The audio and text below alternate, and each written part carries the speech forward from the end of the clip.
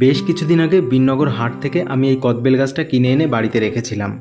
এতদিন তো গাছটা বেশ ভালো অবস্থাতেই ছিল, কিন্তু গত দুদিন আমি বাড়িতে ছিলাম না। এখন বাড়িতে এসে দেখি পাতাগুলো সব ঝরে গেছে। আসলে দুদিন প্রচণ্ড রোদ দিয়েছে, ছাদে এরকম অবস্থাতেই ছিল, জল পায়নি, সেই অবস্থাতেই পাতাগুলো ঝরে গেছে। তাই আজকে দেখে তাড়াতাড়ি করে গাছটাকে আমি মাটিতে শিফট করে দেব। আর এই কদবেল গাছটা বসাবার জন্য আগে থেকেই এই টবের মধ্যে আমি মাটি রেডি করে রেখেছিলাম। যেহেতু এটা কদবেল গাছ, এটা বসাবার জন্য কিন্তু বড় পাত্রের প্রয়োজন।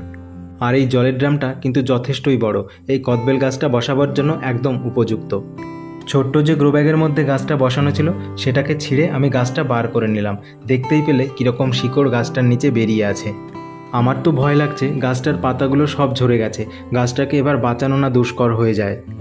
গাছটাকে এই বড় পাত্রের মধ্যে শিফট করার আগে গাছের নিচের দিকের কিছু মাটি আমি ছাড়িয়ে শিকড় বার করে নিলাম, যাতে এই নতুন মাটিতে সহজেই ধরে যায়। যেহেতু গাছটার পাতা সবই ঝরে গেছে, আমি গাছটাকে বসানোর পরে একটু ছায়াযুক্ত জায়গায় রাখবো, যাতে রোদে গাছটার কোনো আর ক্ষতি না হয়। আর হ্যাঁ, এই গাছটা কিন্তু গ্রাফটেড গাছ। যখন কিনেছিলাম এটার মধ্যে ফুলও ধরেছিল, সেই রকম অবস্থাতেই দেখে আমি গাছটা কিনে এনেছিলাম। গাছটা বসিয়ে দিয়েছি, এবার এই জায়গাটাতেই রেখে দেব। আজ এ পর্যন্তই, দেখা হচ্ছে পরের ভিডিওতে। ধন্যবাদ।